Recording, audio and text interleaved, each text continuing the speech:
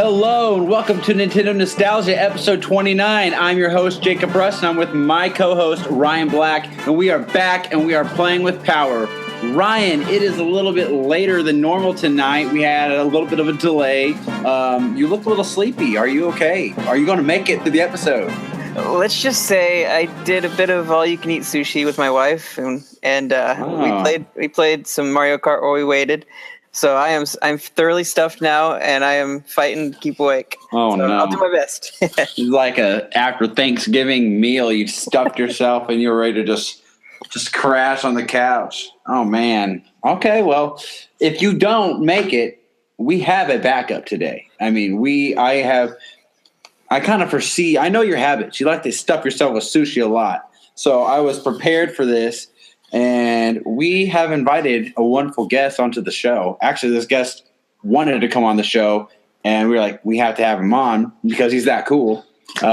Guys, give it up for Johnny Casino. What's up, brother? Hey! Oh, am I supposed to clap for myself? Hey! You can if you're that cool.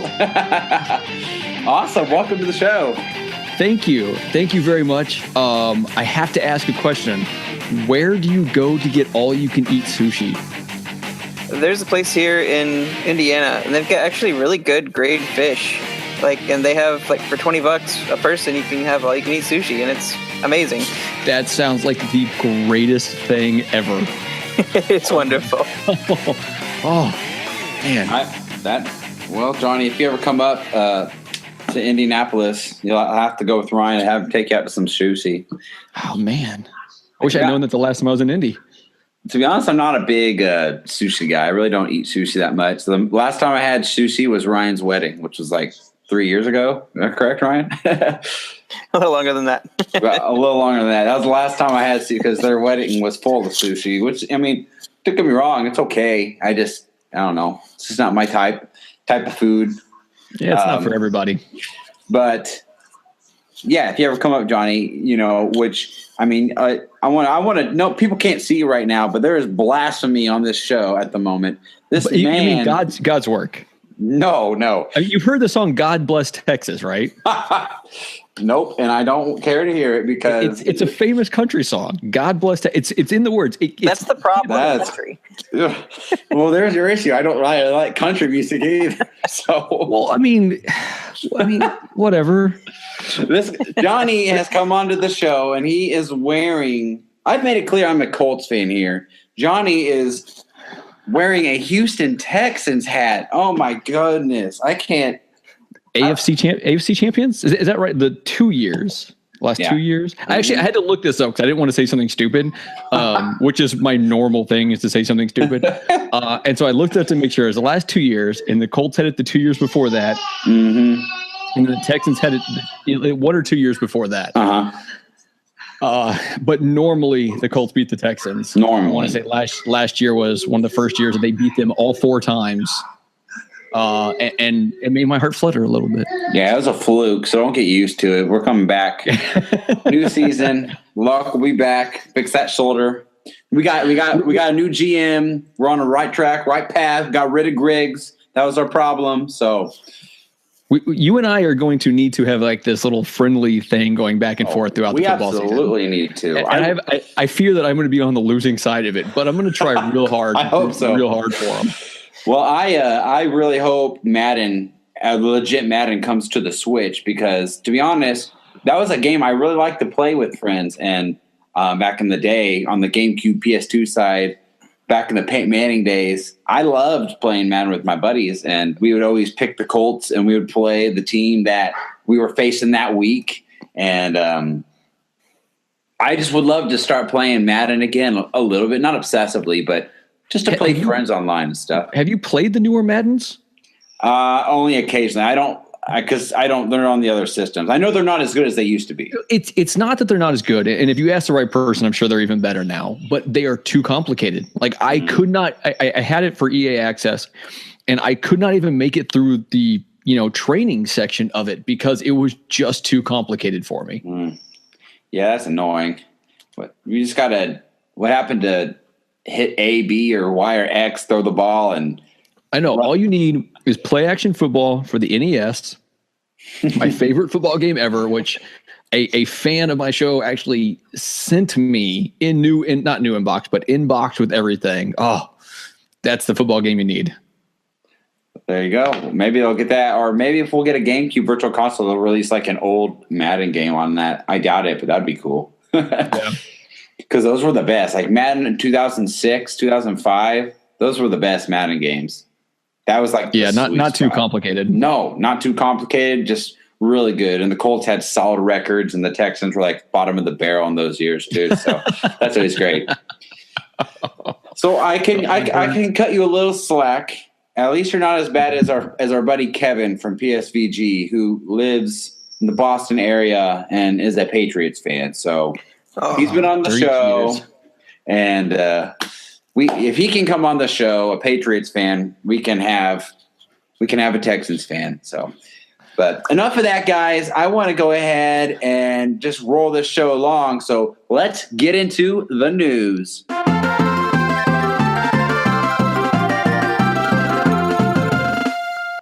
Johnny, you are our guest. So what have you brought to talk about today? So I ran across 2 news articles today, and then one little funny thing yesterday. So the 2 actual news articles dealt with the eShop for the Nintendo Switch. And as a Nintendo lover, and I have other systems, but Nintendo's where my heart is and has been since a child. I always keep thanks. I always keep waiting for Nintendo to catch up to the other systems with certain things. And when the Switch launched, for whatever reason, it did not save your credit card information. And it did not make it easy for you to find all the games once a number of games started populating. So 2 things have happened as of today. One, when you go to, I think it said the bestseller section, there's a button where you can view all, and it will show you all the games. I'm assuming that in time, it'll look more like the Wii U eShop, where you can pick by genres and stuff like that. But it needs some time to build that. But the other thing is it says it's going to save the credit card, which is real important to me. Because the thing I hate doing the most when it comes to buying a game is putting my credit card in. I want to be able to put the password in and have it be there. Yeah. And just buy it. Right. And I plan on buying a lot of indie games. I'm a huge indie game fan. Okay. And I love playing it, and I can't wait to buy them. And I plan on buying a lot on the Switch, a lot of these, $10 to $20 games. And if I have to enter my credit card every single time, I'm going to throw the machine. So I'm very happy. I'm very happy that they have now made it where you can save that in there. I thought I was going to use it today with NBA Playgrounds, but the reviews were I don't know. There were too many that weren't good for me to jump on it yet. So we'll see what happens the next indie game that pops up. That wasn't a game on my radar, so I really don't know much about it. I have seen that people are not as impressed as they were hoping to be with it, but no, the credit card information is great. I agree with you. It was getting annoying having to just manually go back and retype everything in every single time I made a purchase. But so, yeah, I mean, there are little tweaks and updates that we're getting with the Switch, and they're slowly coming. But you know what? Nintendo has made it clear that their official online services do not start until the fall. So us early adopters just have to roll the punches on these little tweaks and updates that we have over time, So hopefully by the fall, Virtual Console's out, things are looking sharp and organized. So no, that's great. I think that's really good on their end to have that done. Yeah, I was very excited. Any thoughts on that, Ryan? What do you think? I'm really glad about it. Like, I haven't had a chance to put in my credit card information yet because I actually had an eShop card that I bought from GameStop to purchase things. So I've been spending through that. But once I get to put my card in there, I'm definitely gonna save it. And I have it changed out now to where I have to put a password in to get into the eShop and then to use the credit card. I'll probably get annoyed by entering it in twice, so I'll probably change that eventually. But cool. Well, do you have kids that are of the age at which they would be clicking around inside your eShop? No, nothing like that. No. Yeah. So my son is 6, and I could see him doing that. So I will not take that password off. Like, I don't want him buying something on accident. Yeah. Right. That's smart. I only have an 8-month daughter, so unless she randomly starts smacking the Switch controller when I'm not looking, I think we'll be okay. Ryan, what did you have for the news today? You brought something interesting up.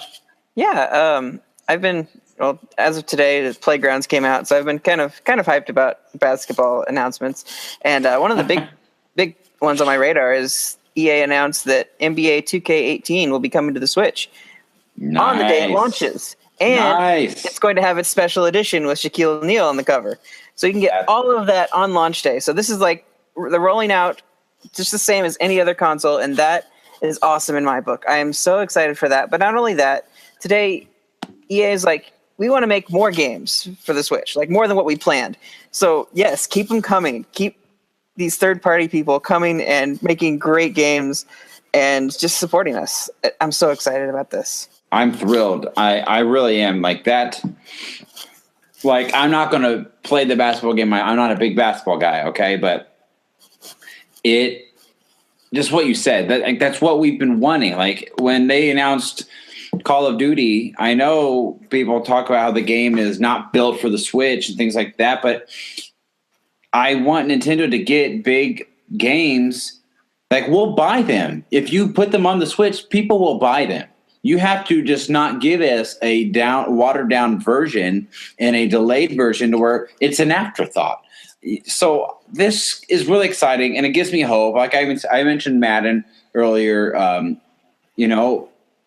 we just need this library to be built from these third parties. And if EA is on board and they're showing that, hey, we will put a good effort into it, hopefully it'll encourage other third parties to jump on board and start doing the same thing.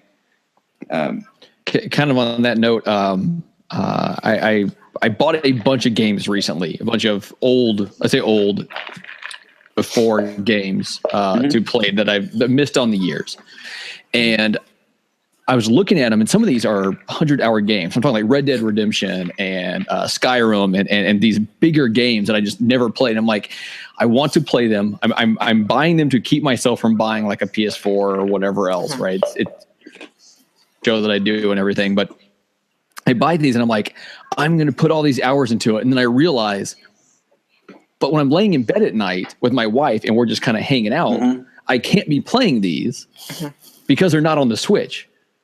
Because it's not that handheld system. And so you're saying, if they build these bigger games and they put them out and they give us the full experience, I mean, that's where people are going to want them because, the Switch is going to give you 1080 on the TV. It might not give you the 4K, but that's a small group of people, I think, that are really, really key on that.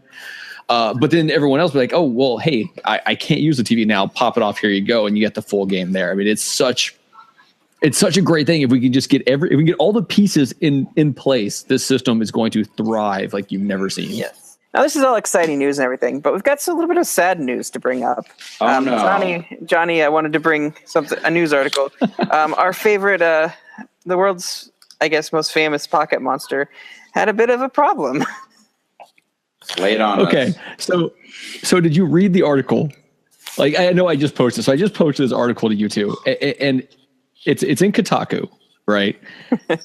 And if you read the article, it's really short and it's really funny. But everyone out there, all the listeners out there, need to look up the Kotaku article. If you search like the Kotaku, which is, by the way, harder to say than it should be. If you search that and Nintendo and just find the Nintendo stuff, you'll go down and find this article about Pikachu deflating, and the article's like 2 paragraphs long. But the video that goes along with it is all these Pikachus dancing in South Korea, mind you. And one of them starts deflating, and men in like dress shirts have to run out there and carry this Pikachu off the field. That's hilarious. It's one of the greatest things I've seen in a while. And here's the thing: is like I'm not a Pokemon fan, right? I grew up just a little early for Pokemon to be big for me. And like, I mean, I have no ill will towards Pokemon, but to see Pikachu deflate and be dragged off the field, it just made me giddy. That's pretty funny. I like that. We need some good laughings from time to time. Well, guys, my news topic was, there's not much news right now, so I didn't really bring anything today, but I just wanted to capitalize. I guess I kind of went down a rabbit hole for my news segment there. So, with all that said, I want to know, what have you been playing? Ryan, let's start off with you, man. What's up? What have you been gaming on this week? I've been doing a lot of Mario Kart. A lot, actually. I'm actually enjoying Mario Kart, which I didn't enjoy Mario Kart 8 for Wii U. Maybe it was the portability factor, maybe not, but I'm really enjoying this version. And I feel like I'm better than I thought I was. Like I said, no, you think? Like I'm actually doing pretty good, and I'm actually doing a 200 cc cup a day, trying to gold, so I can get that gold Mario, and I'm doing pretty good so far. I'm keeping up with all of it. And then today I picked up Playgrounds. I heard there's some issues with it starting out of the gate, but I'm actually really, really enjoying it. It took me a while to get used to the controls because I haven't played. I'm used to like NBA Hang Time where it's just like, pressing buttons, and it's not like timed pressing, and like there was less buttons to work with then. Now you have the full 4 buttons, and it switches between offense and defense on how you play. And it's a little bit more technical and a little bit more time oriented on how you press and release. And so that's been something that took a while to get used to. But now that I have it, I'm actually enjoying the game a lot. I've pulled out some really cool dunks, and I think that's the flashy showiness of it all is what really draws me in. It does capture that spirit of an NBA Jam or NBA Hang Time. So to jump in here and try not to derail too bad as I often do. I went into the Nintendo Nostalgia Facebook group today, which I go on Facebook like once every 6 months. But I went in there today and I saw that you, Brian, posted a thing that said that you were nostalgic for a Genesis game. Yes. How I'm trying to figure out how that doesn't get immediately blocked by a Nintendo Nostalgia Facebook group. Like, how is that not just like an instant? Like, I don't care if you're one of the hosts of the shows, you just got booted from the group. See, I posted that because that was my experience, but I knew that it was out on the 64 at the time, and I had played it on the 64. And so I wanted to post my nostalgia, but also keep it because it did exist on the 64. In fact, it was probably a superior version just because it was the whole 3D aspect of things. But like, yeah. Alrighty. I apologize if I offended anyone who's strictly Nintendo and nothing Sega and stuff. Yeah, I'm offended. I have done plenty of Sega rants in my time.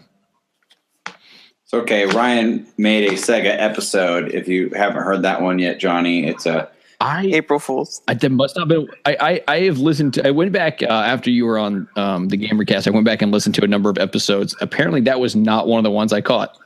No, it aired around like April. It was April Fools. April Fools. It's a little mini thing we did. So, Johnny, what have you been playing?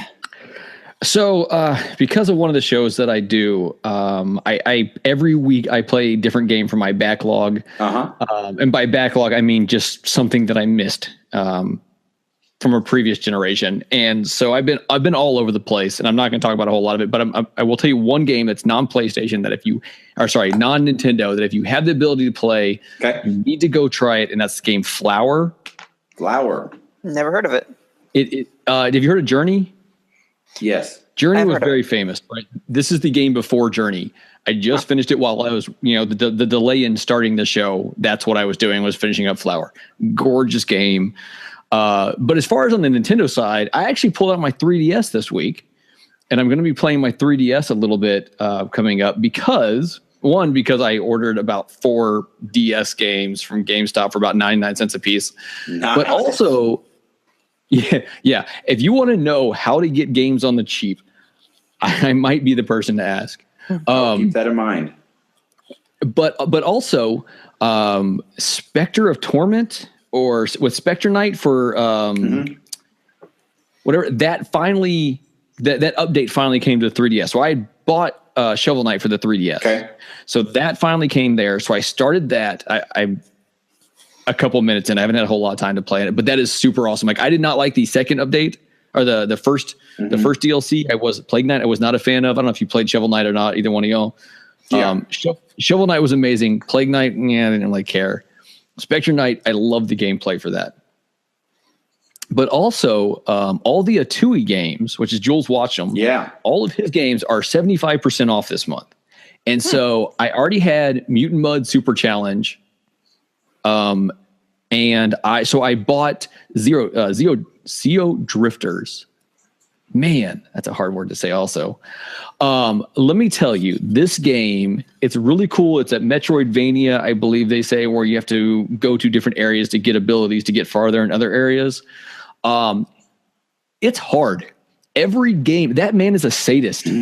Like I love Jules. He's amazing every time you hear him talk. Yeah. But he is a sadist. I've played multiple games that he has made, and every single one of them has made me want to throw the machine I'm holding at the time. But at the same time, I recommend getting it because right now Zeo Drifters is $250. Wow. And I want to say it might be cross-buy between Wii U and 3DS. And I know people are onto the Switch and whatever, but don't forget about the 3DS. The 3DS is still a really good system. Sure. So that's what I've been playing, and it's a lot of fun. Very neat. I won't talk too much what I've been playing. I maybe just a little bit here. Clearly, I was playing Mario Kart for the Switch. Funny story. I have to admit, I was listening to IGN just yesterday, and they were talking. It was their last episode, so I'm a little bit behind my podcast right now. And they're talking about Mario Kart 8, and they're talking about how they get really mad when they play Mario Kart 8, and they say words that they shouldn't, and Pierre saying stuff in German because he has kids in the house. And they said that it makes them – Mario Kart brings out the worst of us, like the side of you that you never see. And last Friday, I was playing with my wife, and I have to admit, it brought out the worst in me. I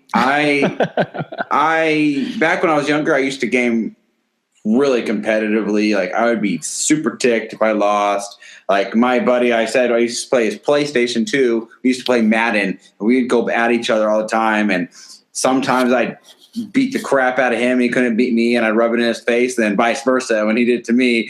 Oh my gosh! Like the Texans had done with the Colts last season. No, that was a fluke. So that was you watch this year.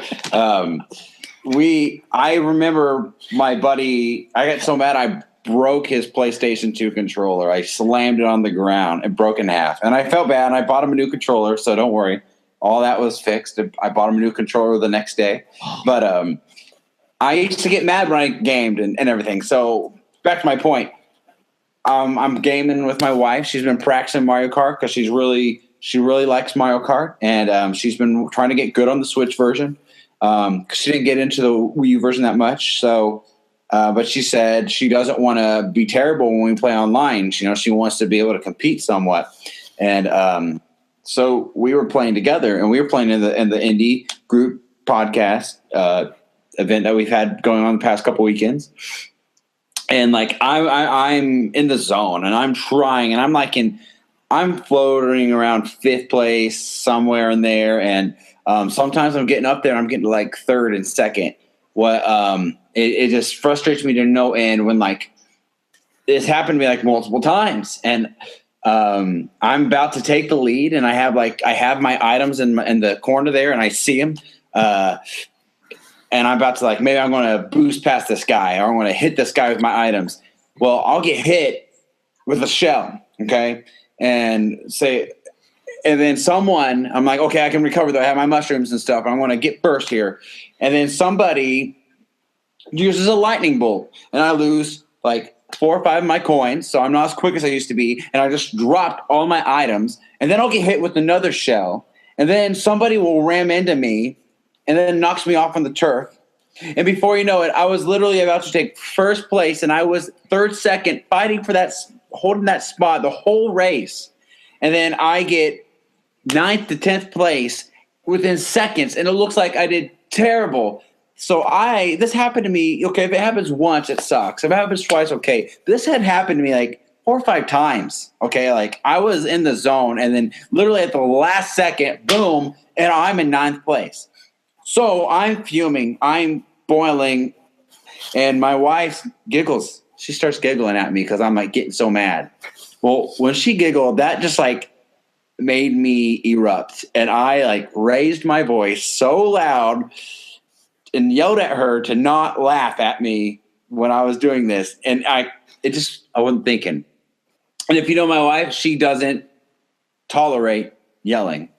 So after that, I was like a dog with his tail between the legs, and the Switch was off for the rest of the night. We had gamed no more, and thankfully she forgave me. But I had a moment where I was not cool and collective, and Mario Kart 8 did that to me.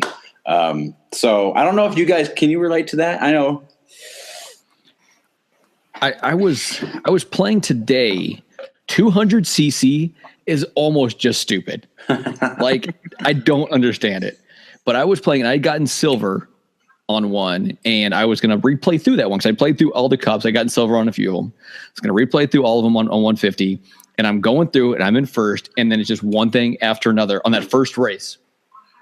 And by the end of it, I was in 8th, and I said, okay, I'm turning this off.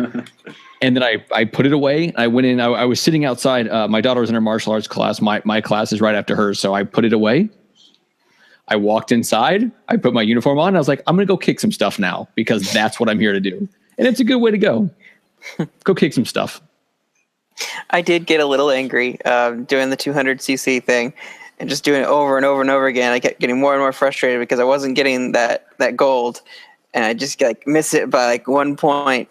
And it was just driving me up a wall. I was just getting so upset, and I did have to turn it off. But the beauty of the Switch is you can just turn it off and then walk outside for a second, come back in, and then just power back on and pick right back up where you left off.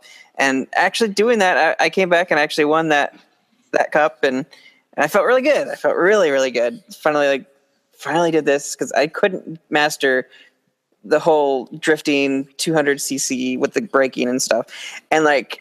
When I came back, it was just like a switch just flipped. Like I suddenly was just like hitting all the turns perfectly, hit the brake at just the right time. Like everything was just fluid. Like I was like racing like professionally, like or like as a what's the word? Not professional gamer, as a I guess MLG maybe. Like I was just doing it perfectly, like flawlessly in racing, and like I took first in every single one, and it was just great. It was the most wonderful feeling. But getting past that anger and just like walking away had to happen because I was getting so messed up. Like I was yelling, and I was sitting by myself at work because I was on my lunch break. And I was just like yelling at the top of my lungs, like shouting, like so upset. I'm just like, I can't stand this game anymore. I got to put it down before I throw my Switch. You know, hearing someone be upset, and don't get me wrong, you have every right to be upset. Right. But to hear someone be upset about losing first place on 200cc by 1 point is the equivalent of that poor little kid in high school that gets a 99 on his math exam. I can agree with that. Well, Ryan, that's a good, I guess, problem to have because most people wish they could be that good to be able to compete like that. So, well, besides Mario Kart 8, real quick, I have picked up Mario RPG, a challenge from some people in our Nintendo nostalgia. Mr. Andrew and Kyle in our group there have challenged me to play some RPGs because I don't play very many ones of them. So, and I never beat Mario RPG, so I'm diving into that. And because of our good friend Johnny here, our topic that we brought in, I finally decided to pick up a game I've never picked up for 3DS, and that's Star Fox 64 3D. And I have been just replaying that game and diving in, trying to do different paths, and it's all coming back to me. So that's what I have been playing as well, besides Mario Kart 8. So I haven't picked up Mario Kart 8 since Friday, actually. Been messing around with some other games. But, well, guys, with that said, I think people want to hear us get into some good stuff here. So, guys, give it up for Star Fox 64.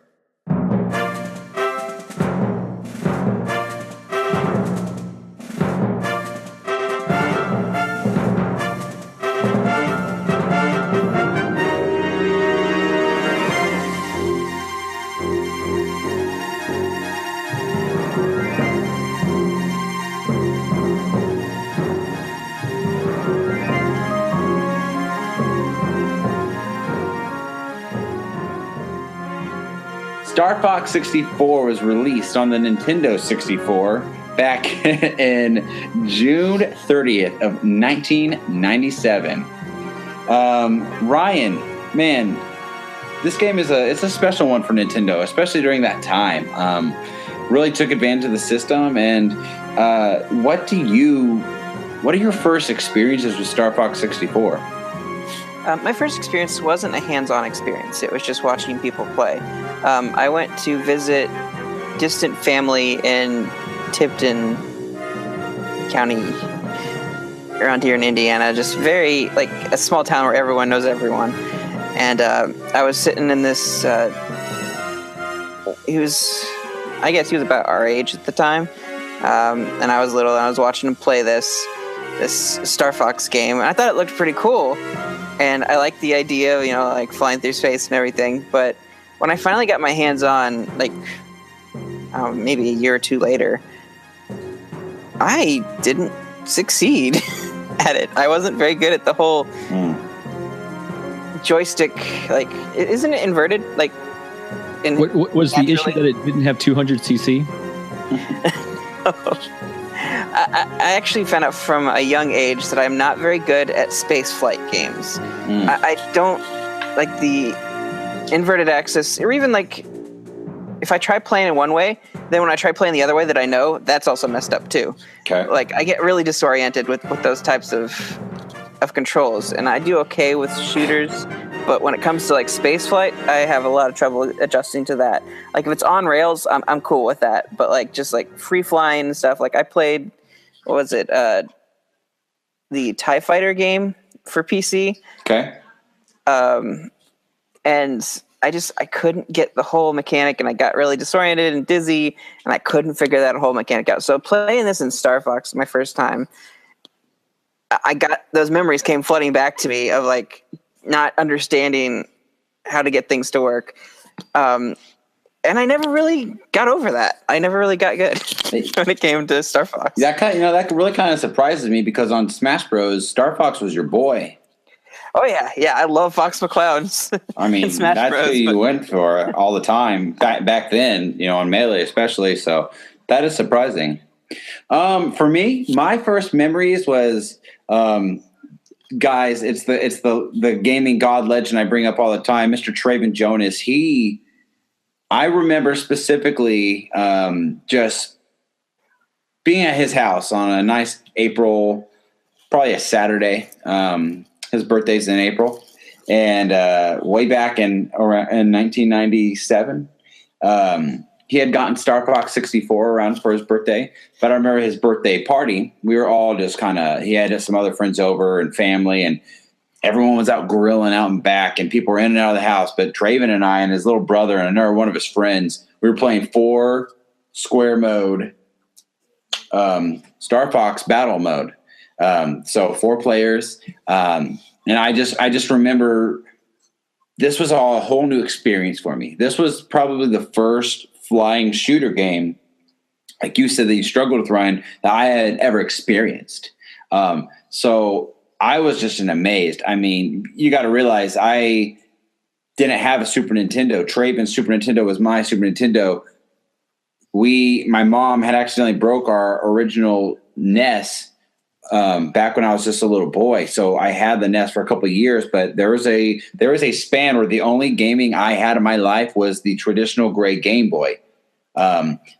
So going from a Game Boy to seeing 3D graphics like the 64 was mind blowing to me. So, I mean, you could give me the crappiest game that ever existed on the 64 and it would have blown me away. And, Superman 64. Yeah, I did rent that once for my birthday. I regretted it.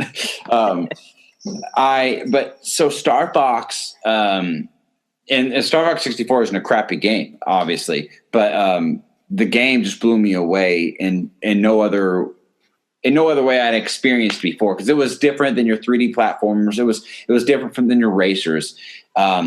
So that was my first experiences with it, but I think I have a lot more memories with the game. It was actually with our good friend Brad Huntsinger. He had Star Fox 64. When Brad and I became friends, I remember literally playing through the campaign mode with Brad, and we would take turns and we would help each other, tackle each mission. And I just remember playing that with my buddies back in the good old days of when I was in like first grade. So my second year of first grade, I was held back. Don't judge. Johnny, how about you, my friend? I would have liked to have you given a slightly sadder face. That was a sad face. A little bit more on the sad would have just sold that one really well. So if you look at my experience with Star Fox 64, you actually have to take a step one step further back. Okay. And that is, I'm a little bit older than you guys. We kind of discussed this a little bit earlier. I remember getting the NES, like getting the Nintendo, and I remember getting that initially. And at some point, we never had the newest thing as it came out, right? But somehow, I don't know who bought this for us. We got a Super Nintendo, and we got a Super Nintendo. There's two games I remember more than anything. One was F-Zero. And if you ever do an F-Zero episode on this show, you're going to have me back because that's another one that fits in the same group with me. But the other one was the original Star Fox. And I played this game nonstop. And I don't know how far I made it. I would have been still relatively young. And I've never been a good gamer ever in my life. But there was that. And so when the N64 came around, this is actually where I took a strange path, is that I went PlayStation when the N64 was at that time period, right? I know. I did not actually own an N64 myself until my wife and I got married and she brought one with her. And my wife's not a gamer, but she had one for some reason. And now I obviously have my own, as I think I sent you the picture of all my Nintendo systems lined up, plugged in, ready to go. But what I did have is I had two of my friends who did have N64s. And so I would go to their house. And I remember going from, the Super Nintendo one where it was the pixelated graphics, which was still a big thing for that time period. Mm-hmm. But then seeing the N64 one, and you start out and you're going and it's this 3D, graphics, and it's different than a lot of the other 3D graphics for the N64. And there's certain games that hold up and certain games that don't. And we might talk about this, might fade into that at some point. But like Mario 64, as much as I love the game, I don't think holds up as well, only because of the way the controls are, the way the camera is, and stuff like that. With a game like Star Fox, it didn't have any of those issues because it's an on-rail shooter for most of the time. Mm-hmm. You're flying behind this thing. And so even though the graphics now looking back are very triangulated and straight lines and whatever else, it still looks so cool to play. And so I would go to my friend's house, and he would pull out this or Cruising USA, I think was the other big one we'd play. And we would hop on and we'd play. And we actually would run this thing through his VCR. For those of you who remember VCRs, you had to rewind tapes. Okay, now that I'm past that old man thing. We'd hook it up through his VCR and we'd hit record. And we would actually record ourselves playing on, these games. And we just watch the Star Fox 64 over and over again and all the crazy stuff we would do. And just the doing a barrel roll, like that whole Fox do a barrel roll thing. Yeah. I mean, that's so iconic. It is. Oh, we just had so much to sit there blown. And I will tell you, I don't think I've ever beaten that game in the thousands of times that I've played it. Really? Yeah. Wow. Well, as a kid, we were bad. I have never been good at video games. I guess that makes sense. There's a lot of games that today I revisit and have a list of, I got to go back and I need to beat, like I've never beaten Mario Bros. 2, like I played it some as a kid and I have it. I have like 3 different versions of it, but I've never beaten it. I have to take back that statement. About a year and a half ago, I was playing it on the 3DS and I did beat it on there. Okay. So I have beaten the game. I've forgotten about playing on there. But back in the day, we never did. I never beat any game back in the day. Yeah. I get you. Yeah, absolutely. So with that said, I really want to just talk about the game itself. What did you like about this game? What didn't you like about this game? To be honest, back in the day, a lot of people, this game highlighted a lot of great things for Nintendo at the time. It took advantage of the system. Like Mario 64 was the launch game, really showed off the 64 and how it worked and the controls and being in a 3D 64-bit environment. But Star Fox was another game that they tried to take and use it to show off another gimmick to it.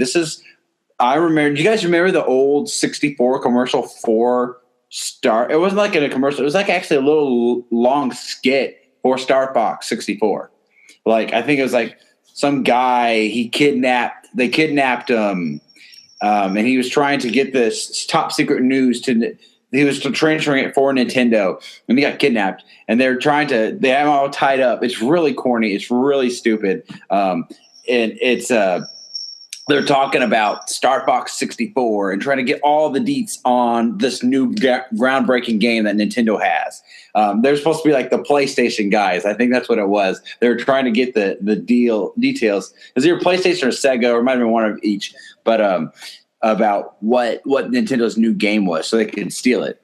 And then they end up like playing it and they like fall in love with Nintendo. It's really cheesy. I'll have to share it with you guys later. But the game took advantage of the Rumble Pack. You remember the Rumble Pack? Like, this was the first time we ever got Rumble in games anytime. And Star Fox game really took advantage of it. That was like a big selling point for the game. So I think Star Fox 64 really raised the bar, and it came out at the right time. It was a gimmick that actually did work, unlike the latest Star Fox game that we'll talk about later, that it worked with the large masses of people.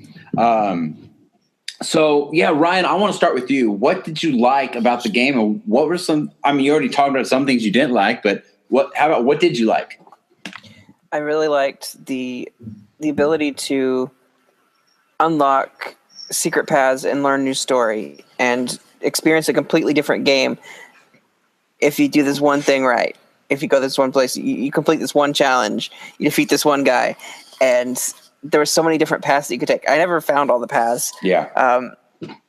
But I watched friends play it, and I really, really just enjoyed that idea. And I'm not a big fan of like short games that like you run through it, you get to the end, and you're done. You can play it over to get score, but this one gave you an opportunity to go through it and experience different stories, different experiences, and that was a huge thing for me.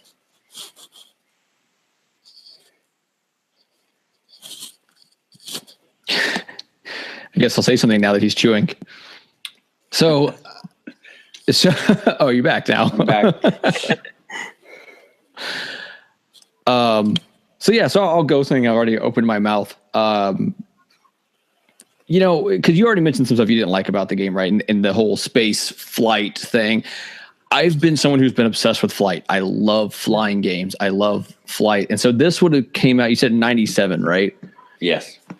So this would have been about the time that I flew in my first plane, and not like to go on a trip somewhere. I got to fly in a World War II training plane.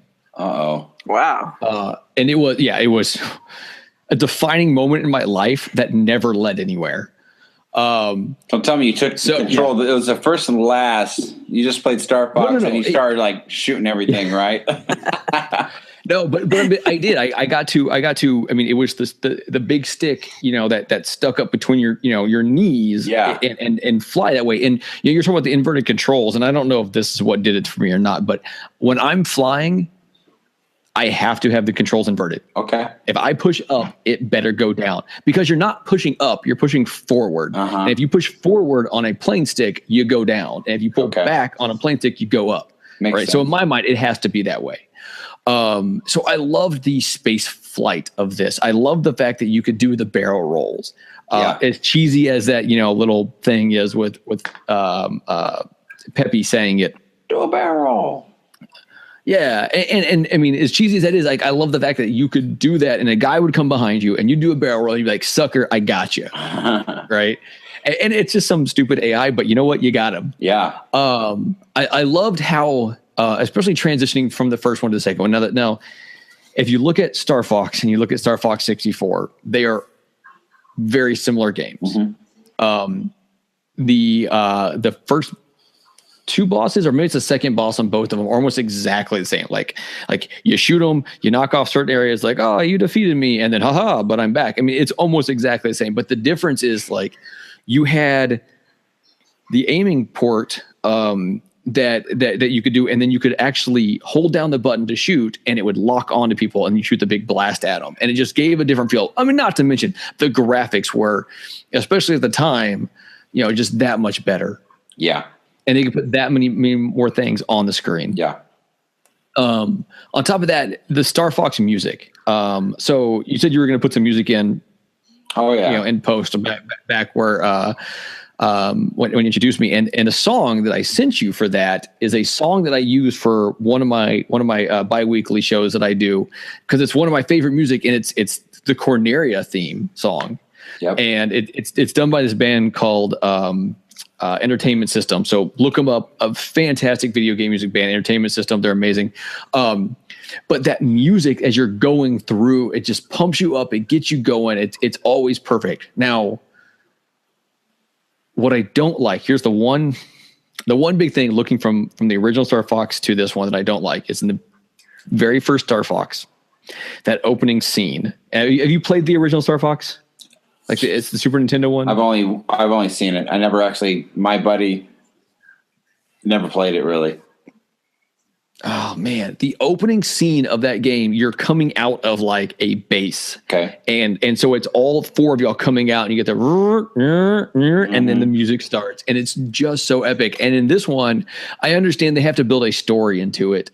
And so it's hey, we're coming back to Corneria because it's been taken over or whatever. But you don't get that experience of like coming out of the tunnel and just being, I don't know, it's just such an epic moment for me. So the fact that was taken away was a little bit of a letdown for me. Okay. Yeah. Well, I mean, that's I can understand that for you having nostalgia for the first game, why that would upset you for this next game, for the second game that wasn't there. But in general, though, you did enjoy the game as a whole, correct? Oh yeah, the game is fantastic, and if I were to look at all the games on the N64. I mean, it's got to be in the top 5 games that you can still go back to today and have just as much fun as you did back then. Awesome. For me, there's not much I disliked about the game. I really do not have any issues with it. Like, thinking back on it, I have fond memories of the game. When I pick it up to play it today, it's just as I remembered, and it's still fun. And that's a very good reason of why some later Star Fox games are actually looked kind of down upon and get some rough criticism from people, from the public. So, but we'll get into that later on. But let's talk about the story. You mentioned there's a story. Now, this Star Fox game is literally, unless I'm wrong, you can correct me on this, Johnny, but Star Fox 64 is literally the first Star Fox game just retold for the 64. Like, essentially, I believe it's the same story, the same idea. They just built upon it. I don't know if I can say that definitively. There might be little differences. You go through very, very similar stages, and I know we'll kind of talk about levels a little bit in a minute, but the very first stage of the original is Corneria, and you're coming through Corneria, and it's very similar enemies. Now, there's a whole lot more in 64, and they're doing more stuff because, I mean, the difference between the Super Nintendo and the N64 was quite big. Huge.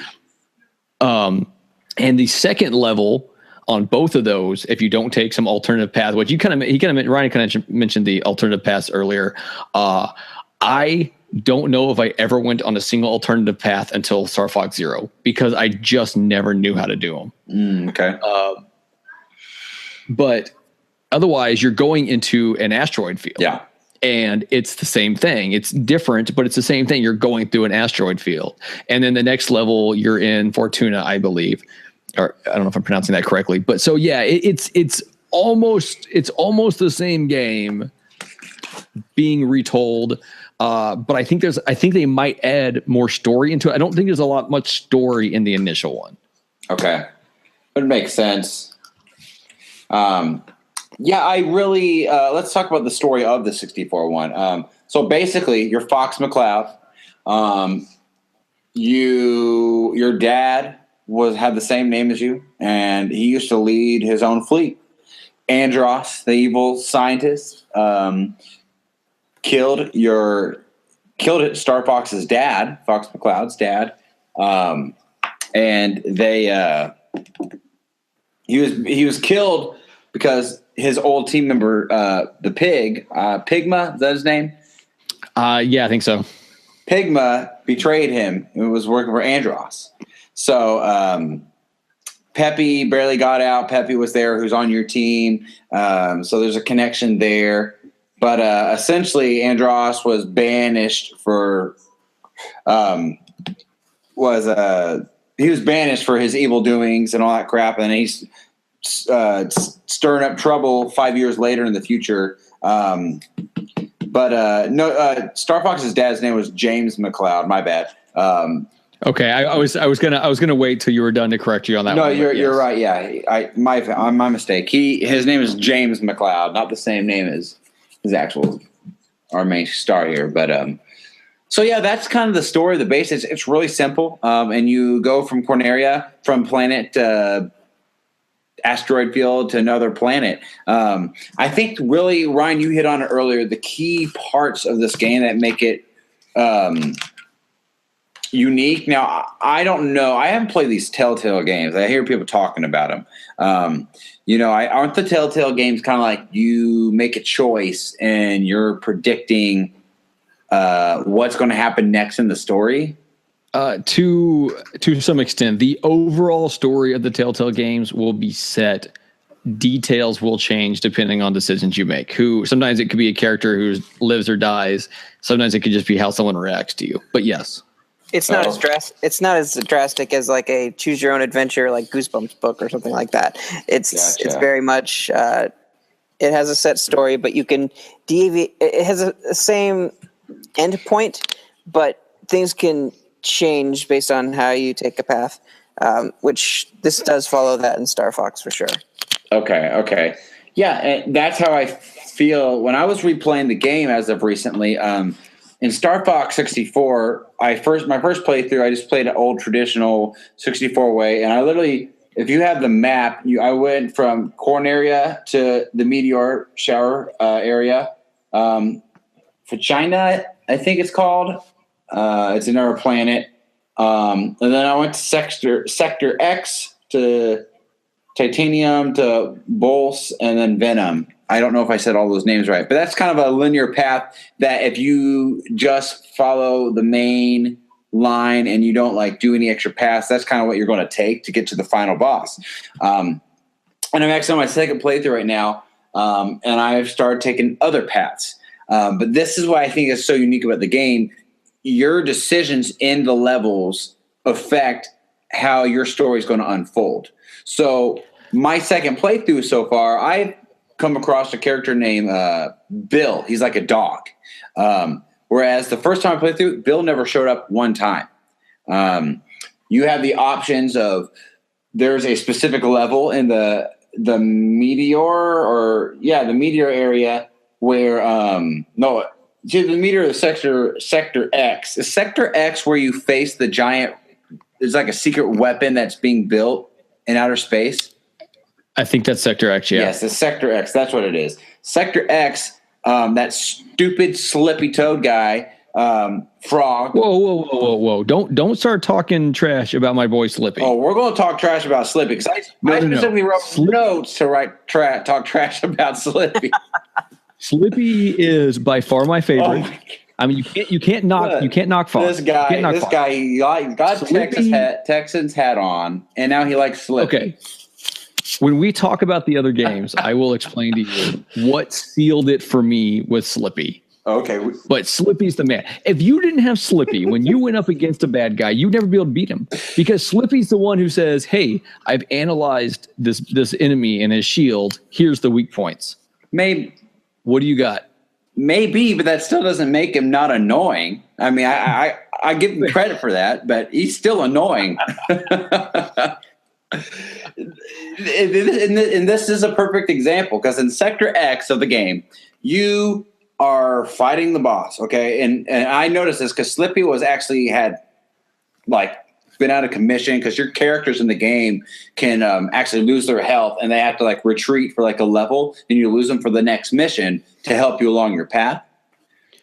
Yeah, but okay, and I know what you're going with this, but him being out of commission during that part right before the bad guy has nothing to do with that. No. Like he just, for some reason, as you're flying through Sector X or whatever it's called, you're just all alone for a period of time, and then you get rejoined by your team. He will automatically come back, no matter whether he was out of commission or if he was even there. He will come back. I noticed that in my playthrough just recently. I didn't really catch that until then, but when he comes back, if you can beat the boss, the final boss of that area, before Slippy tries to be the hero and intervene, you will take an entirely different path. But how can you knock on this guy for trying to help out, for sacrificing himself? Because the thing is, in my personal situation here, I had it.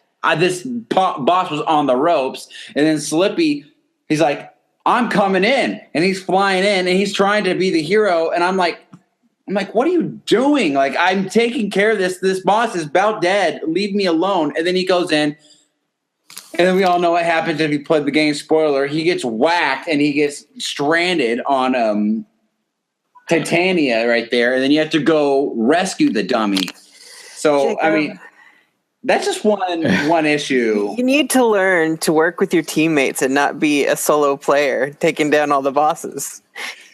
Yeah, man. They actually team player. Guys, it's not just this fight. Okay, let's go back to Corneria. I was playing this my second round through and my first round. And not just that, through every level, if there's like a dogfight where all the ships are flying out and you got to destroy a bunch of ships, he is always like, he's like, Fox, help me. There's somebody on my tail. And then I killed a bunch, and he comes back on, he's like, take that, you suckers. You can't mess with me. I'm like, you didn't do anything. You just cried for my help. Okay. So Slippy might be the little brother of the group, right? But every single member of your team is useless. Like, they all get help. They are. They all need you to shoot down whoever's on their tail, because apparently you're the only one who can do a barrel roll. That's true. Also, like, each one has a different response. So I want to say, Falco or Peppy, one of them you'll shoot down whoever's on their tail, and they'll be like, oh, well, I guess I should thank you, maybe. And I think it's Falco, and he's like, oh, here, take this. Then now we're even, and one will be like, hey, that was mine, and so they're all used. The Star Fox team, it has to be like comedic value only, because they are worthless. Yeah, Slippy will say, help me, and then he will say, hey, that was mine. Like, you just asked for help, you little whiny baby. But don't bash on Slippy. He's like your little mechanic-y guy. Okay. I mean, he's not the guy that fixes your ships, but he's like your little mechanic guy. He's your little computer. He's the smart one. He's the biggest, buffest guy, but he's the smart one. He is smart. I will give you that, but he's still annoying. Falco is a jerk all around. Falco is the one who's like... But Falco is kind of and I'm looking at him now. So I have and I don't own very many amiibos, but I do own Fox and Falco. And I'm looking at him now, and he's just kind of like, he's the guy's like, look, I know better. He's a little bit older. He's not the grandpa like Peppy. Right. But he's kind of the I've been through enough stuff, I know what's up type guy. He doesn't like to take orders, basically. Look at this guy. Would you take orders if you looked like him? No. He's actually very similar to the character in Breath of the Wild, the Ruto. Revali. Oh, he does look a lot like that guy. He looks like him, and he has a very similar personality. He thinks he knows everything. A smug disposition, I suppose. Yeah. Do you think he plays the accordion? No. That's Ravi or the Rito champion. Yeah, the champion. Oh! I'm sorry. I was thinking about the guy that sings you the songs. Yeah, you're Cass. Right. You're right. I just got Zelda schooled, and I'm okay with that. It's all good.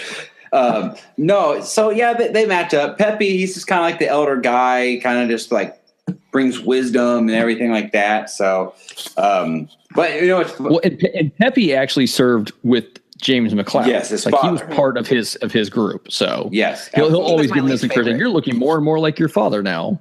Mm-hmm. Yeah, I think he's everyone's least favorite.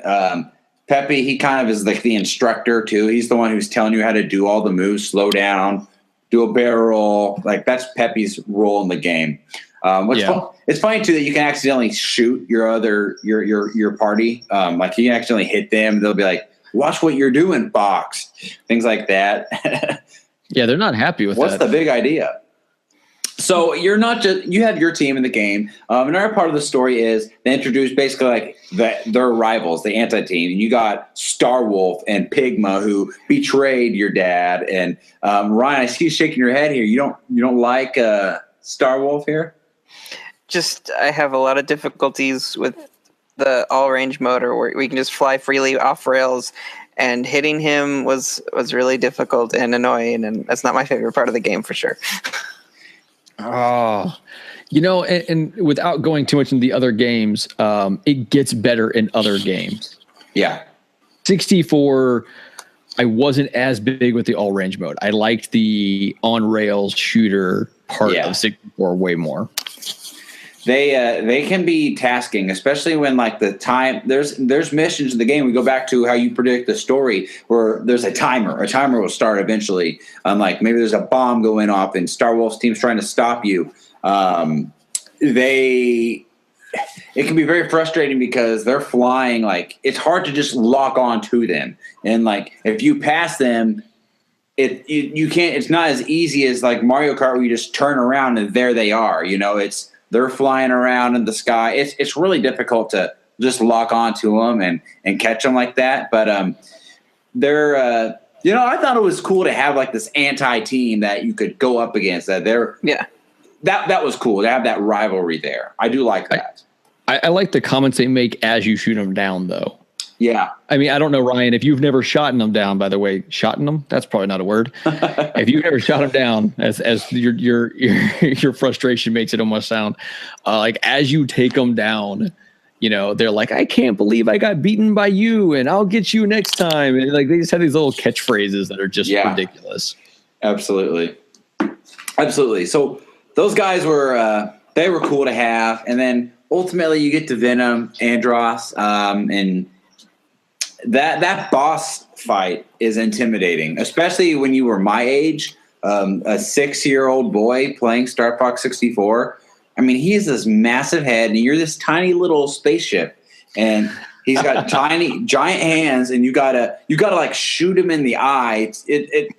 You have to learn. If you don't play the game, I mean, it can be kind of confusing. Like, what am I aiming? Like, how do I beat this guy? Because he has his hands, obviously, and there's targets on him. But they're not so easy to hit. You have to like shoot him in the eyeball to kind of like make him like grab his face in pain. And then while he does that, you shoot the opposite hand.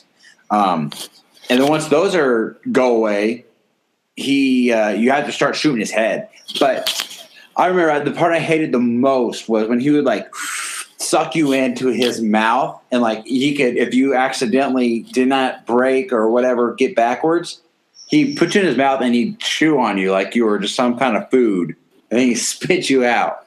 I always, as a kid, that was just always a scary moment for me, like and disturbing. I hated that part. So I go back and I play a lot of old N64, GameCube, and whatever games a lot. And something that's really gotten to me lately is I find myself in a lot of these games looking and just having no idea what to do. It seems like nowadays when games are made, there's something that kind of gives you an idea of what direction to go or what to do. And what you're talking about with Andross, like not knowing, hey, you got to shoot him in the eye. And I want to say that whenever I was playing on the 3DS, I had to look it up. I was like, how do I beat this guy? Like, I cannot figure anything out. And I find myself when I shoot him in his eye, like, okay, that's fine. I got it. But I don't know, like, had I played it at the time, I don't know, jump to that conclusion. Like, I mean, I guess you shoot him in the eye on accident, and then you're like, oh, well, that works. Right.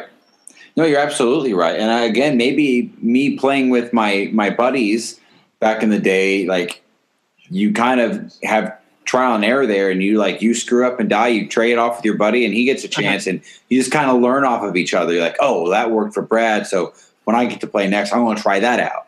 That's the best part about it, is to be able to bounce ideas off of friends and get through those things. And I feel like that's a lot of my nostalgia, is working with friends, get past certain parts in games, and that made me get better at those things and learn the mechanics and things. But that was a lot of teamwork and a lot of help, and that's something that definitely is brought into focus here with Star Fox, even if they seem a little useless sometimes with your teammates. But yes, absolutely. Yeah. So that's really the overall story of the game. Let's roll into our next little segue here. The show is getting longer in the tooth, and I don't want to keep everyone up too long for listening. But I want to talk about the other games in the franchise, because we've talked about how great this game is. This game really, it is a top-notch game for the 64. Like you said, it's in your top 5, Johnny. And I don't think many people would disagree with you on that. But we've already talked about the first Star Fox game too. So let's focus on after Star Fox 64, where we went from here. We went to Star Fox Dinosaur Planet Adventures for the GameCube. And then we went to Star Fox Assault on the GameCube. And after that, we went to Star Fox Command on the DS. And then after that, we went back to Star Fox Zero. Is that correct, everybody? I believe that is correct. Let me know if I missed anything. Yeah, that sounds right. That is right. Sounds about right. Yeah, I'm sure I'll hear from somebody after when the show airs. Well, you were wrong. If you want to count 3D. I mean, it's the same game as Star Fox 64. It's just better graphics and 3D effects. So, but let's quickly talk about Dinosaur Planet, because this Dinosaur Planet took Star Fox. It actually did something that I always wanted them to do. I wanted to see Star Fox outside of the cockpit. I want him outside of a ship. What was it like to run around like Star Fox, like you would as Link or Mario? I wanted to play with Star Fox like that. I remember when that game came. I know this episode isn't about that game particularly, but that game got me really hyped. I thought the graphics looked awesome. It was on the GameCube, a new experience. And I was just really excited to play with Star Fox on foot. So, but that's not the popular opinion. A lot of people were really mad about the direction they took Star Fox, and they were really mad about the actual elements of Star Fox 64 in the first Star Fox game. And Dinosaur Planet Adventure were pretty crappy. Our wings looked completely different, and they were just little shooter missions to get to the next portal to get for the game, so you get back on land. Guys, what's your experience with that game particularly?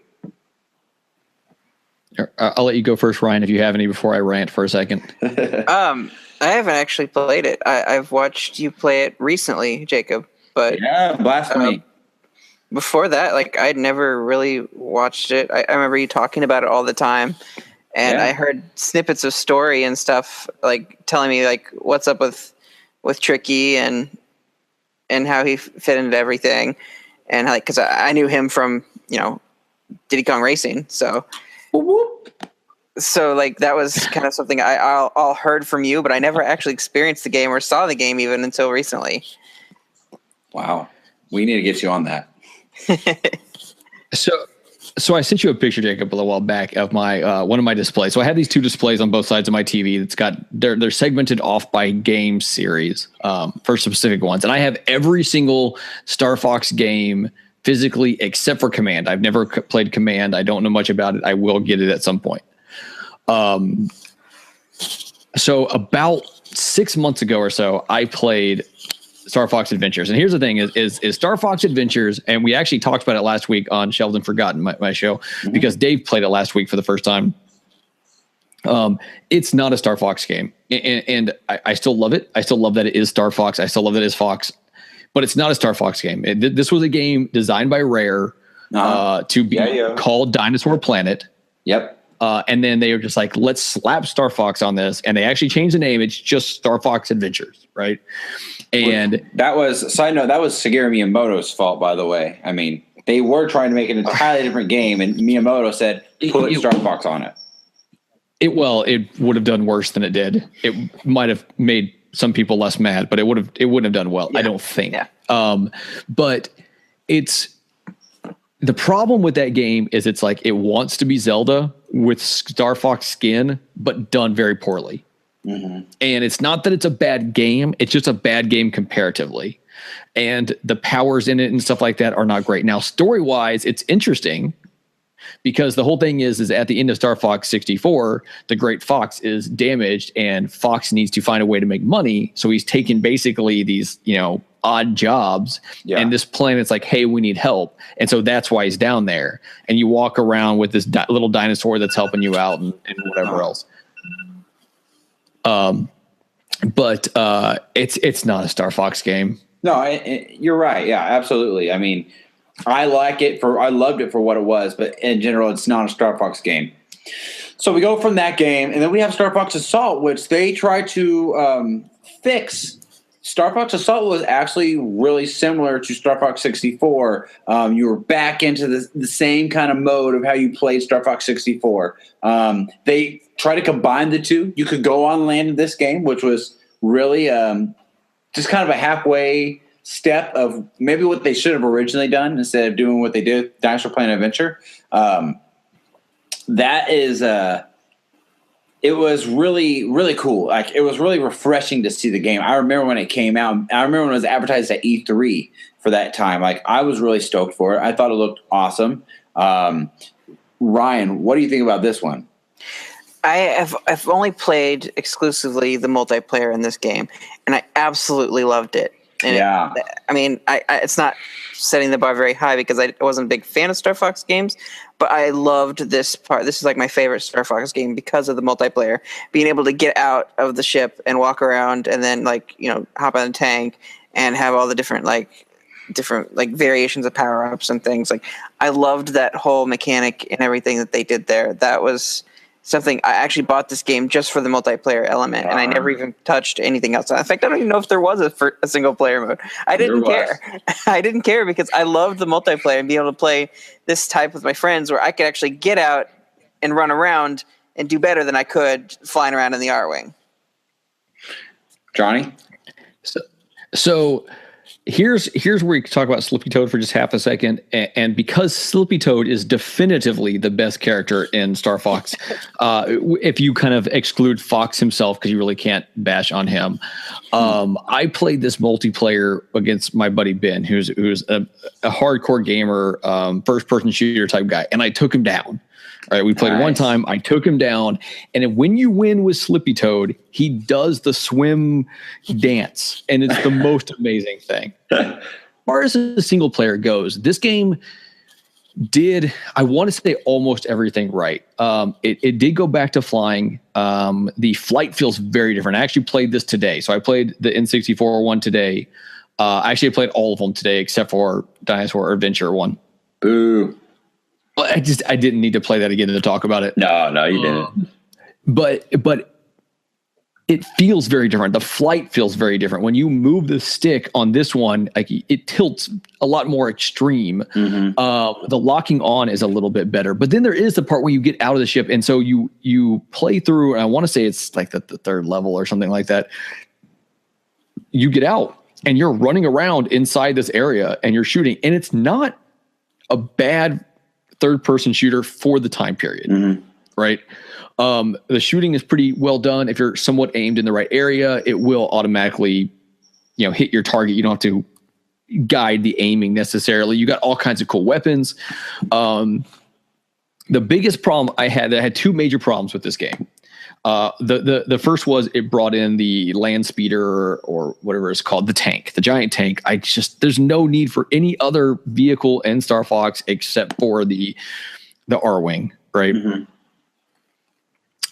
The second problem I had is that you got to go in and this is actually really cool. You could set inverted controls for your flight and regular for your third person shooter. Like, for each individual scenario, you could change how the controls were. The problem I ran into is there's a level about, I don't know, 2/3 of the way through where you are standing on the wing of an airplane. And because you're on the wing, you're out there shooting with the gun, you're shooting standard, like up and down, like non-inverted. But because I was on a plane, I needed it inverted, and I couldn't switch back and forth, and I could not ever beat that level. Like, I couldn't. I tried. Wow. I tried kicking out. I could never beat that level. So that's what stopped me. So I've never seen the end of this game. Wow.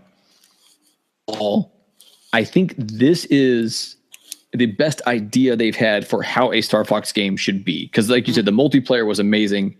The little extra benefits and stuff like that were great. And the flight was still very well done. Yeah, I think Star Fox Assault took Star Fox in the right direction it should have gone, ultimately. You're right. I think it improved on a lot of the 64 version. The sad part is the game actually, I think itself was kind of mediocre. Like, I don't think it was reviewed. It got a lot of criticism. It really did. It didn't stack up to 64. It didn't stack up to the nostalgia factor like fans had hoped. And that was a big thing that hindered it. And it could have done really well. And it was a good game. But because it wasn't Star Fox 64, it took a lot of hits on its score. That's exactly right. Which I think is silly because, like, I think it had almost all the elements of 64. They just added on to it properly. They didn't create an entirely new different game like Dinosaur Planet did. But it didn't have as much on-rail shooting in the same way. Yeah. It was a lot more open. Even the on-rails part was more out in the open space and not flying over the ground. And I think that was a big enough change to upset people that wanted 64 again. Okay.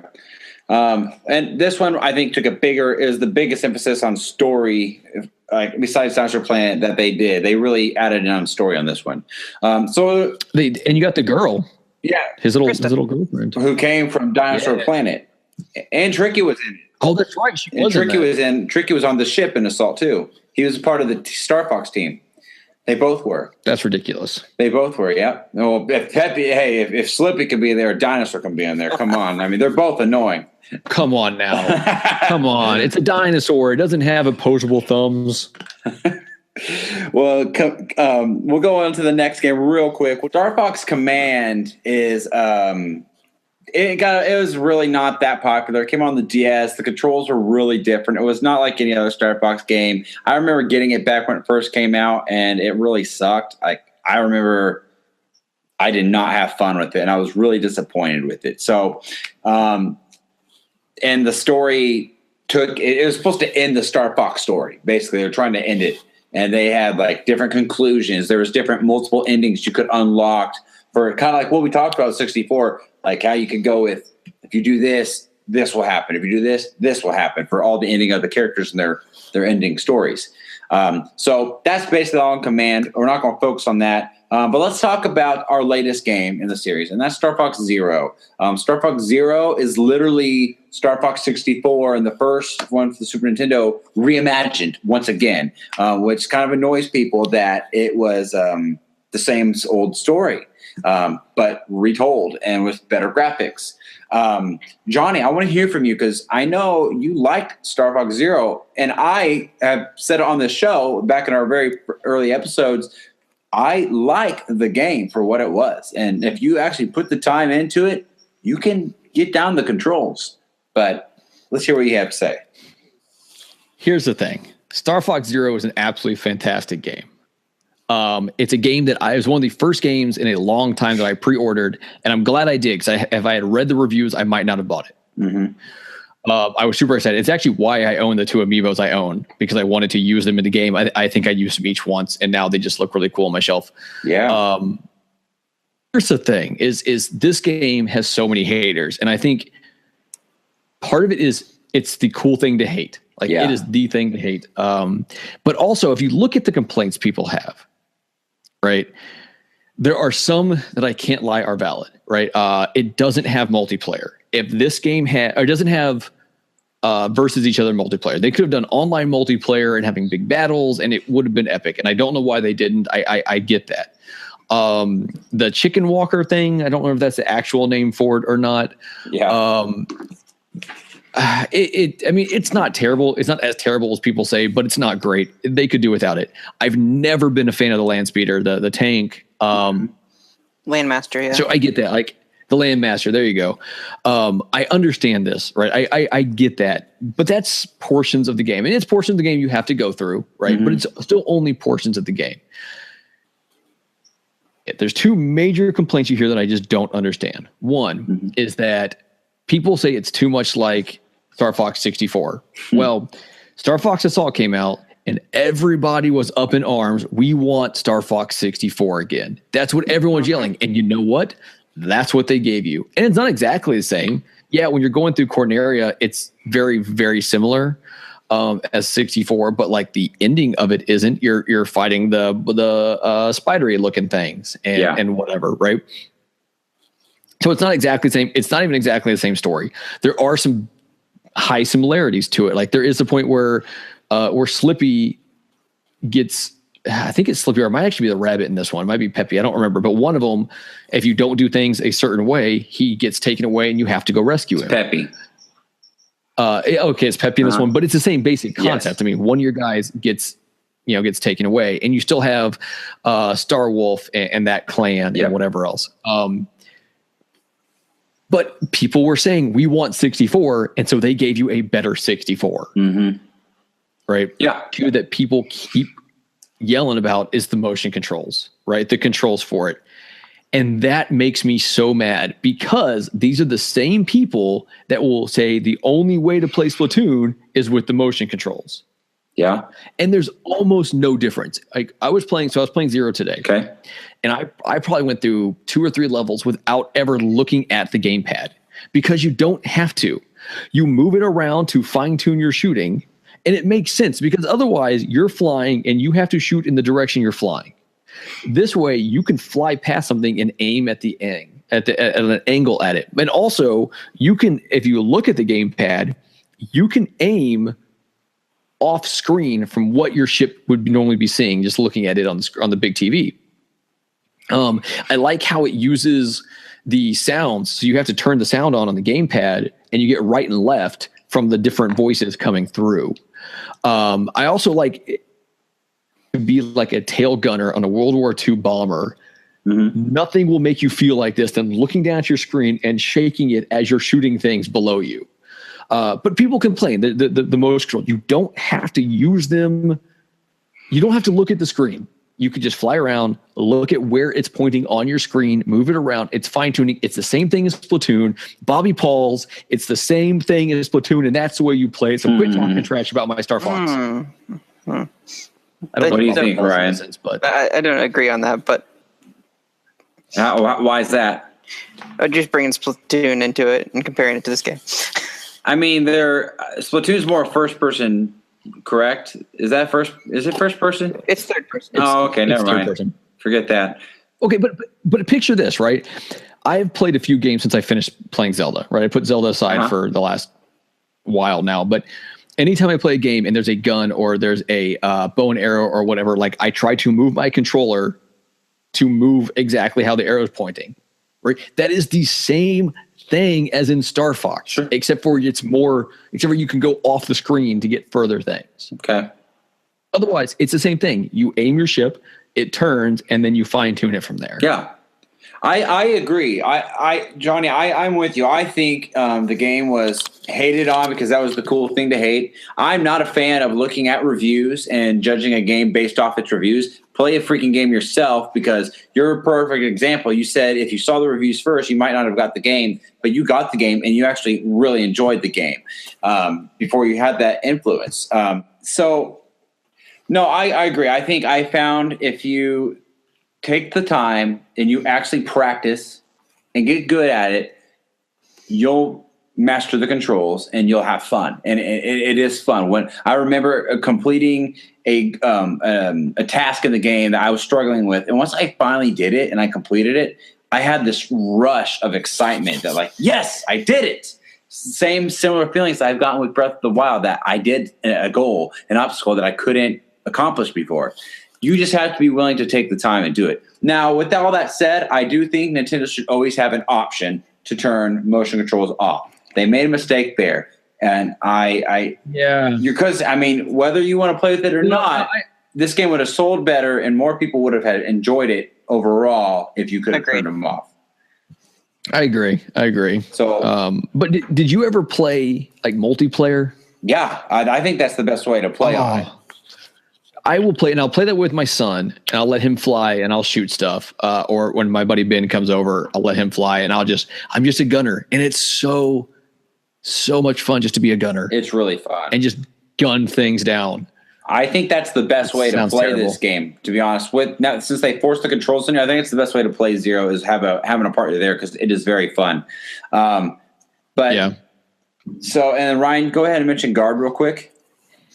Yeah, I just wanted to make sure that we didn't miss out on that installment, if you will, that mini game, I guess, of some sort. It's a tower defense game with a Star Fox skin. Mm-hmm. Much like Star Fox Adventure was a completely different game with a Star Fox skin. Like it was a way to sell an idea and give it a name so that it had a little bit more sales to it. Sure. And it had that sleek skin, that amphibious, amazing slippy toad skin on it. Make me throw up. What was the name of the other Toad character? Grippy. Okay. Uncle Grippy. Grippy. So, well, as we're starting to wrap up the show here, guys, we talked about all the Star Fox games. So my question is, I guess, where do we want to see Star Fox go? Because like you said, Johnny, everyone wants to see Star Fox 64. Nintendo did that, but they added the gimmick to it, which made people mad. Is Nintendo down the right path? My fear is that Nintendo sees things and they have a bad game and they're like, oh, time to shelf it. Time to shelve it for another 5 to 10 years, which is dumb because I don't agree with that philosophy. Because I think people really do want a Star Fox game. They just want it done right. Personally, what I think, and I would like to do, I'm not a big fan of making the Switch a big ported system for every old game that came out. I don't want to see the whole Wii U library on my Switch. I really don't, because I played a bunch of those games. I want new stuff. But I will say, if there was a game to get re-released, I would love it to be Star Fox Zero without the forced controls, because I think it would sell a lot better. I think it'd actually be great on the go. I think people would enjoy it. But should they continue this route of trying to match Star Fox 64? Should they really just go back, say, screw everything? This is Star Fox 64, updated graphics. There you go. If I could have it my way, in a non-businessman sense, right, I would say take Zero and take Assault and merge them into one product. So get the visuals of Zero. You need some of the Corneria and stuff like that, but you also need these other levels. You need the ability to get out. Personally, I'd say ditch all the other vehicles, which I don't think anyone would have complained about, and bring in the great multiplayer. Now, hold on. What's up? I liked all the different vehicles. Oh, okay. Well, someone would have complained about, but no one else. But honestly, I think Star Fox is potentially dead forever. Oh no. I think Fox has gone the way of James and will never be heard from again. Because it's done that bad. Like, it sold terribly. The reviews were hideous. And I think it's one of the things where Nintendo at this point is like, now what do we do? And if they were to bring out another one, it would take the right push of press to make people get over their hatred of Zero to go into this game. And the amount of press it could take, if it doesn't pay off, would cost a lot of money. So I think, I would love to see another one, but I don't know that we ever will. Ryan, how about you, man? To continue the series is a huge risk because of where it's sitting right now. You've tried to reboot it. You've tried to rehash it. You've tried to give a completely different spin on it. And no fan base is going to be unified and satisfied for this series. And no other series has really given that much of a negative reaction. Like, you've got a little bit with people afraid that Nintendo's going to screw up, like Metroid with like they did Other M, and they mess with stuff, and people like freaked out. Oh, you did this horrible thing. You messed with the whole story, or it really ticked off the fans. But with Star Fox, they can't really do any right. That's what it feels like. And if they put this series down and they don't bring it back for another 30 years, like once all those people have moved on, maybe they're just kind of clamoring to have that nostalgia, and they want to. Maybe it could be successful again, but no time in the near future is this going to see the light of day. We'll see him appear, of course, in Smash Brothers and maybe some other things too. If they do redo the series, though, or they redo something with that, I would like to see either a two-part game, like not necessarily like an on land, and then one's more like a space fight, or like you said, like combining like Zero and Assault and having that all meshed together, but have one really epic storyline to go through. And what you actually are like, you want to get out and you want to go like get off on a planet and explore that. But you also need to be in the sky, like exploring the different parts of the system, and just have this. If they gave it the Star Fox charm and they kept it Star Fox, but did kind of branch out with story and stuff like they did Adventure, I think they could still capture that magic and bring some fans in. But I don't think they should do that for a long time. Mm. Well, I'll close off with my final thoughts here. I think Star Fox deserves one more shot. Like I said, I really think I don't think it's fair to judge any Wii U game that may have had lesser sales. If Nintendo, all they have to do is fix the Force controls, make it an option, re-release it on Switch, give it some better upgradable things. Like people complain that Zero did not have online play for multiplayer. Add that into the Switch. I think they have a golden opportunity to re-port this game, polish it up, and I think you're going to see a lot better sales. I really do. And I think that if that could be a testing grounds, if I ran Nintendo, that's what I would do. Test it out, see what people think of the updated fixed version. They fix the issues that everyone had. If it sells well, we can continue with the franchise. If not, then they'll shelf it and it'll be forgotten. Shout out to you there, Johnny. But for a while there. So, but guys, other than that, this episode is mainly about Star Fox 64. But I mean, you can't really. It's hard to talk about Star Fox 64 without mentioning the other games, because this franchise really has taken a different route than most of Nintendo's franchises. And I think it's important to look at that, the direction it's gone. So, Johnny, to finish it off, man, why don't you tell everybody where they can find Star Fox 64? Because it's a great game that you shouldn't miss out on. So, I'm pretty sure you can get it in the Wii eShop. I don't know if you can get it in the Wii U eShop or not. There's no such thing as a Switch eShop, so you can't find it there. Not yet. Ideally, now I'm a big person for playing things the way they were supposed to be played, sure, which is why I have all the systems. So if you happen to have an N64, GameStop, if you follow them, they do these retro flash sales all the time. Mm-hmm. You can get stuff for half price. If you use the code CAG16, you can get extra 16% off. That's a code I use for every time I go to GameStop. But also go to your local retro game store, man. They are so much fun to go to, especially if you have Nintendo nostalgia. Oh gosh. Go in there, you look around. I don't think it's absurdly expensive. It's not like the $3 game, but it's also not like the $40 game either. So I think it's like $15. I just saw one this weekend. Yeah, it's something like that, and it's really the definitive way to play it. I mean, you can play it on 3DS, and that's a great way to play it. But there's something about holding that N64 controller when you're playing it that seems just like the way you really need to do it. Yeah, absolutely, I agree. Go ahead and tell everybody where they can find you and all about you and follow you and listen to your shows.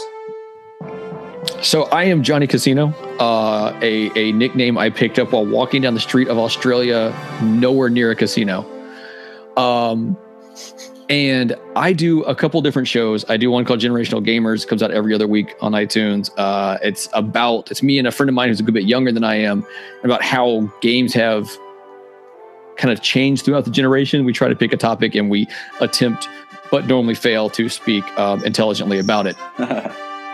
The bigger show that I do is currently called Shelved and Forgotten. It's a show I do with Dave Moore. It's on dayspace.com. Actually, all my shows are on dayspace.com. But you can find it on YouTube you can find it on YouTube and iTunes and all this other stuff. But once a week we get together, we play a game that we've missed in the past, and we usually derail the conversation completely, but we talk about those games and other gaming stuff. That show, starting in June 5th or whatever the first Monday in June, is changing, and we are actually going to be doing a 3-day-a-week morning show where we're trying to get people watching it live and interacting with us. I have no idea how it's going to go or how long it's going to take to have that happen. But if you follow Shelved and Forgotten, if you go to dayspace.com, you'll see the stuff about it, and it'll automatically be fed into the Shelved and Forgotten feed. So come check us out there. If you want to talk to me on Twitter, I'm at Johnny_Casino. That's JONNY. I don't put an H in there because there's not an H in there in my actual full name. And mostly I just chat back and forth with people and talk about how much better the Texans are than the Colts. Foolish man. So until proven wrong, which I'm just going to have to close my Twitter account at that point. You get ready to do that. Great, Johnny. Well, thank you so much for being on the show. And Ryan, go ahead and do our due diligence so people know where to follow all of us and like our stuff and all that. You can listen to us on SoundCloud, iTunes, and Google Play. You can find us on Facebook at facebook.com/NintendoNOS. Find us on Twitter at Nintendo_NOS. And if you want to get a hold of us via email, it's NintendoNostalgiaIN@gmail.com. Awesome. Well, guys, thank you so much. I want to highlight real quick before we close out. On our Facebook page, we have a Nintendo Nostalgia group that, more people have been joining. And guys, you missed it last week. After our Sunshine episode aired, we had a big rant about people's complaints about that game and people going back and forth about who liked it and who didn't and disagreeing with each other. And, we're a clean community. We're pretty much rated G. So, don't be afraid to say things in the group. But guys, if you haven't joined, just ask us. We can add you in there or just try to send a request to it. And we want you to be involved and be in the mix to help build our community so we can interact with each other, play online with each other, and have chit chats about our old favorite games and systems that we all grew up and loved on. So, but with all that said, guys, thank you so much for listening to another week of Nintendo Nostalgia. Johnny, thank you for coming on. And we had a great conversation about Star Fox in general. So really good, guys. That's all. We'll see you next time. See ya. Bye. Catch you next week.